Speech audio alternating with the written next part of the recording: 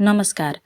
आज मिति 2082 साल माघ 13 गते मंगलबारको प्रमुख खबरहरू लिएर उपस्थित भइसकेकी छु। पहिलो समाचार रहेको छ, नेपाली कम्युनिस्ट पार्टीका संयोजक एवं पूर्व प्रधानमन्त्री पुष्पकमल दाहाल प्रचण्डले राष्ट्रिय स्वतन्त्र पार्टी रासोपाले सोशल मिडिया स्टन्टबाज गरेर जनतामा भ्रम छर्ने काम गरिरहेको आरोप लगाएका छन्। मंगलबार काठमाडौँमा आयोजित नेपाली कम्युनिस्ट पार्टी, क्रान्तिकारी कम्युनिस्ट पार्टी र नेपालका एकता पक्षधर संघको एकता घोषणा कार्यक्रममा बोल्दै उनले पार्टीमा विचार र सिद्धान्तको खडेरी भएकाले निर्वाचनको बेला सोशल मिडियामा स्टन्टबाज गर्ने बाहेक अरू केही गर्न नसकेको आरोप लगाए। घण्टी बजाएर मात्रै हुनेवाला केही छैन।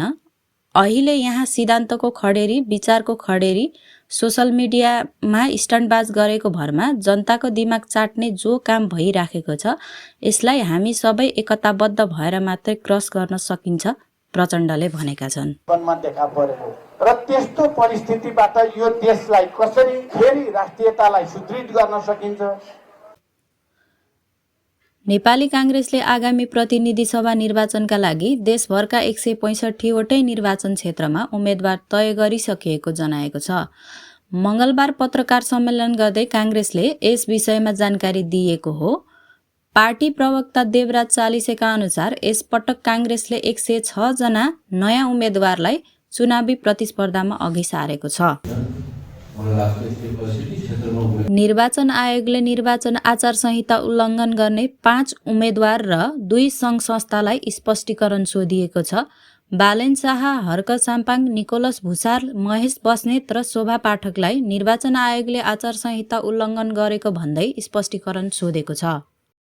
रोजगार अनुमति प्रणाली EPS अन्तर्गत भाषा तथा सिप परीक्षा उत्तीर्ण भएर पनि लामो समयसम्म दक्षिण कोरिया जान नपाएको भन्दै युवाहरूले काठमाडौँमा प्रदर्शन गरेका छन्। कृषि तथा पानी जहाज क्षेत्रका लागि भाषा उत्तीर्ण गरेर रोस्टरमा वर्ष दिनभन्दा लामो समयसम्म नाम रहँदा पनि जान नपाएको भन्दै उनीहरूले मंगलबार काठमाडौँको माइती घरमा प्रदर्शन गरेका हुन्। आजको प्रमुख खबरहरू यति नै। नमस्कार।